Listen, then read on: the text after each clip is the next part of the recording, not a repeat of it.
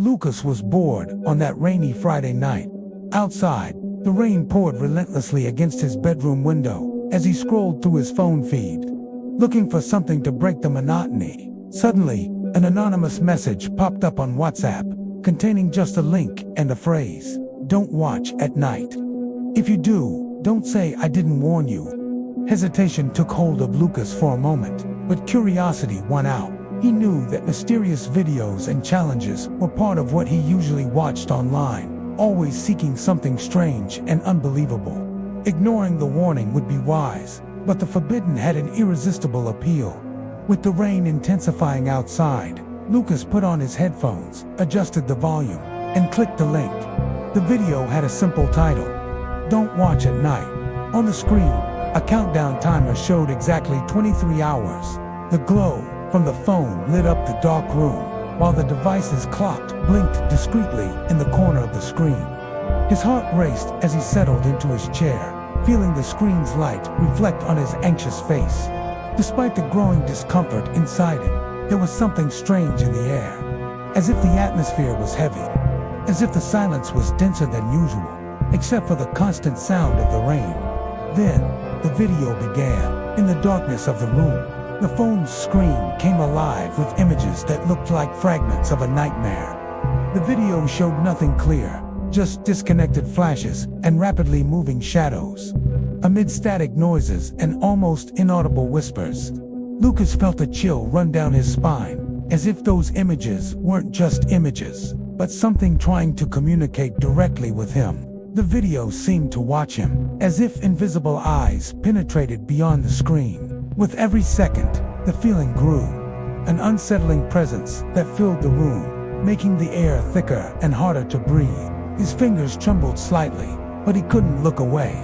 When the video ended, the screen went black for a moment. Lucas blinked, and when he tried to go back, he realized the video had disappeared, as if it never existed. He searched through his browser history, on YouTube, everywhere, but found no trace. Then his attention was drawn to something different, a notification on the screen. A message appeared in the video's comment box, but he knew there shouldn't be any comments, since the video was gone. The message was written strangely, with symbols that looked like codes, but among them, Lucas recognized his own name. His heart jumped, not understanding how this was possible. He tried typing something in the box, and to his astonishment, the message was answered with a new line, even more cryptic, but containing information only he would know. Intimate details, facts about his life he had never shared online. The night was still young, and something inside Lucas told him this was only the beginning. The next morning, Lucas woke with a strange feeling. Something seemed out of place, although everything looked normal at first glance. As he got up, he noticed the clock in his room showed a different time than he remembered turning it off. He went to the kitchen and saw a chair was out of place, as if someone had moved it during the night. Throughout the day, small odd events began to pile up. Objects he was sure he left in one spot appeared in another. Lights flickered briefly, but no one else seemed to notice. Lucas tried telling his friends about the video and what happened, but when they tried accessing the link, the video simply didn't exist. Some even doubted his story, thinking he was making it up. The feeling of being watched intensified. When he glanced sideways, he saw shadows that disappeared quickly as he turned his head.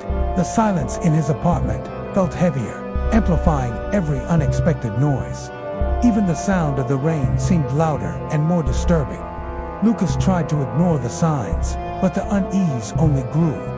He searched online for answers, but nothing about that mysterious video appeared in any reliable place. The more he tried to understand, the more trapped he felt in a cycle where the impossible seemed more and more real. That night, as the rain kept falling outside, he sat before his computer, determined to find out what was happening. Something inside him said this experience was far from over, and that the real terror was yet to come. In the following days, things only got worse for Lucas. That mysterious video kept resurfacing in his mind, and, inexplicably, on his screen as well. Although it was no longer officially on YouTube, he began to notice that, for brief moments, The video's link would appear and vanish, like a fleeting reflection on the internet. That's when the messages began. At first, small codes he barely understood, scattered in the comment box that only reappeared during those fleeting moments when the video manifested. But something more disturbing was there. Amid the symbols, Lucas recognized phrases that sounded like whispers of his own life, memories he had never told anyone. Over time, the messages began to arrive through other means. Strange emails, direct messages on social media, even texts on his phone, always with encrypted codes. They looked like riddles, puzzles that needed to be solved. And worse, each solved puzzle brought a new fear, a new revelation. He tried to share what was happening, but those who tried to help saw nothing unusual. The messages disappeared before they could be recorded, and the codes slipped from their hands like smoke. The mental pressure started to deeply affect Lucas. Sleep fled him, nightmares grew more intense, and the line between reality and illusion began to blur.